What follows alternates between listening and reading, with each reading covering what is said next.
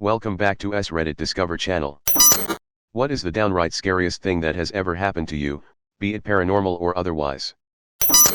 I fell asleep on the couch at around 6 to 7 p.m. and woke up at 4 a.m. in the middle of my backyard when it was raining. Oh man.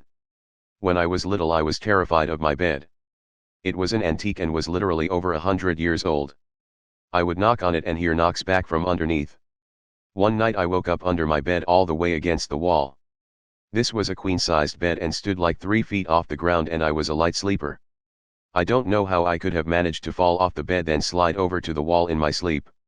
The thing that terrifies me the most is it would have been more plausible if I could roll underneath the bed, but there wasn't enough space under it to do that. I would have had to fall and somehow wiggle or slide over if I wasn't just dragged to the wall. Uneasy face. Similar incident happened to me. I was out doing a survival night for my wilderness survival merit badge in Boy Scouts. My buddy and I built a lean-to type shelter out of sticks to sleep in. In the middle of the night I woke up 15 feet from the shelter just lying in the middle of the woods. I was confused and a bit scared, but I realized what happened, so I headed back and went to sleep. I woke up a second time sitting propped up against a tree. No history of sleepwalking and only time it has happened in my life. Reminds me of the first time I sleptwalked. I went to bed in my bedroom, and the next thing I know I wake up just standing in my front doorway, just looking out into the breezeway. It scared the shit out of me because it was in the middle of the night and I was just in my shirt and panties. I'm glad I woke up before I just started walking around outside half naked. I also would start my washing machine while sleepwalking. I'm glad it only happened a couple of times. Edit. Well, ironically tonight, 2:30 a.m., I woke up to a guy in a hooded jacket standing over my bed watching me sleep. Husband says he saw no one. I saw that motherfucker. I'm just sitting here terrified now. I was about 5 or 6 years old living in Dallas, and I was in the nurse's office when the tornado warning siren went off. The nurse ran out of the room towards the other side of the school, leaving me behind. The lights had gone off and I didn't want to be alone, so I went to follow her and ended up on this ramp that connected both sides of the school. To the right of me was the cafeteria and on my left was a wall with floor-to-ceiling windows. It was so dark outside that I could barely see anything out the window. The sound of the siren combined with the intense wind scared me the most. By this point I was in tears and I just stood there for who knows how long because I was so scared. Then the vice principal came running up the ramp, scooped me in her arms and asked whose class I was in. I remember walking into the classroom and seeing my teacher with a flashlight in her hands huddled with the other students in the middle of the classroom. 16 years later Ms. May is still my hero. What a shitty nurse. Did the nurse get fired for that? I would say that counts as gross misconduct. No, curiosity got to me, so I did a quick Google search and she still works there. I don't think I told my parents at the time. I mentioned it to them couple years ago and they were surprised they hadn't heard about it before. I don't know if she was penalized for it or not, since it was the vice principal that found me. Flying from Denver to NYC, about 30 seconds after the plane leaves the ground a left engine explodes, likely a bird, they said. I'm pretty calm, but start getting freaked out when I notice the stewardess are all crying.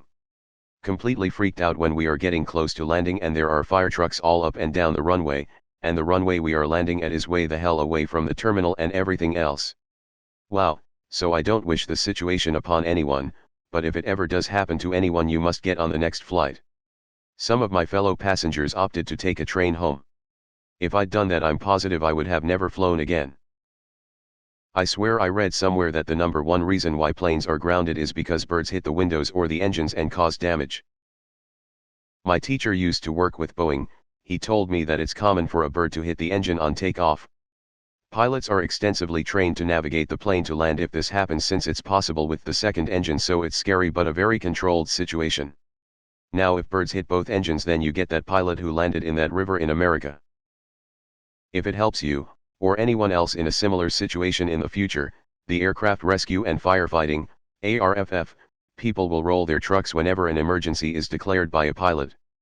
It could be anything from a blown tire to your left engine exploding, they'll be out there as a precaution. Look up Denver International Airport conspiracy theories. That place is cursed. When the stewardess are losing their shit, you know something bad's going down. When I was 16 I was at a local mall by myself. I noticed a large man kept going where I would go, and just gave me a bad gut feeling. After about 15 minutes of him following me around, I go into a Starbucks and sure enough he follows. This Starbucks was right next to the mall's public restroom, and I so stupidly decided to go into the women's room, thinking he wouldn't follow. I go into a stall, lock the door, and pull my feet up so they can't be seen since the stall's lot didn't continue to the floor. No more than 10 seconds later I hear the bathroom door open and someone walking in. The man stopped in front of my stall door and just stands there, facing it for what felt like minutes. He was so close to the door his boots were pretending into the stall. Then, without any words spoken from either of us, he left and I never saw him again. Scariest few minutes of my life, and I'm still so mad at myself for isolating myself in a bathroom. I worked in a coffee shop in high school. One night, right around closing, this woman comes up to the counter looking slightly frantic and tells us someone is following her. We told her to come into the back with us and use the phone to call the police. As the office door closed, in walked a disheveled-looking guy. He just stood there looking around the store for a minute or so and, not seeing her, turned and left. Never be afraid to ask for help from other people. Holy shit, that's like a scene from a horror movie. My guess is he was contemplating if the risk of someone walking in on his attempt to sexually assault you was worth it. Decided it wasn't and left. Opening my front door to see 12 armed police officers about to raid the house. What for? Happened to me too. Only they were already standing next to our bed. Turned out they were at the wrong floor of the building. This has never happened before in our 20-year career. Yeah right, thanks for breaking my front door. The hall? Some sort of prank or a misunderstanding? Or was it actually justified? When I was younger and visiting my parents, I took my stumpy, never met a stranger lab mutt out to go potty around 5 a.m. At the end of the super long driveway I ran into a guy just kind of hanging out in the pine trees. He asked for a cigarette and when I said I didn't have one he wished me a good night. The whole time my happy little dog, she must have been about 10 months old, was straining towards him for attention. I get halfway up the driveway and she suddenly lunges behind me, practically ripping my shoulder out of the socket. Just going absolutely apeshit, something I have never and still haven't seen from her to this day 8 years later. When I spun around to get her under control I see the guy is just beyond her reach booking it away. He was following me up the driveway. Later I remember my family remarking over the few days I was there that it smelled like cigarettes around the front porch and garage. This guy had probably been hanging around our house. I don't know what would have happened had my dog not flipped her sit. A photo of said stumpy dog to lighten the post. Awesome dog is awesome. Hello, your stumpy dog is amazing. If you posted more pictures to Labrador they would be appreciated. I was on a Girl Scout trip staying in this older house in Sandy Hook. I think I was around 11 or 12. We were all in bed, and for some reason I wanted to go downstairs. I remember hearing the parents talking in the downstairs kitchen, and I was walking toward where I saw a lit up room. Then it all disappears, and I'm standing in the middle of an empty dilapidated room, random crap, plaster on the floor, no furniture. I freak out and try to retrace my steps back to where I thought the adults were. I wander around for a bit and finally find a staircase. Weird, the staircase was blocked by a couch at the bottom. Then I realize I had been sleepwalking, and somehow managed to go up to the third floor where we were told not to go. Dude, sleepwalking is terrifying.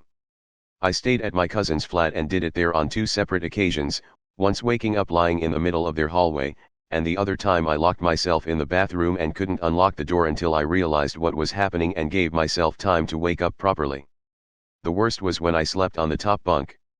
I climbed over the wrong side of the bed whilst sleepwalking and landed on a radio. With Sandy Hook mentioned I thought there was very different story.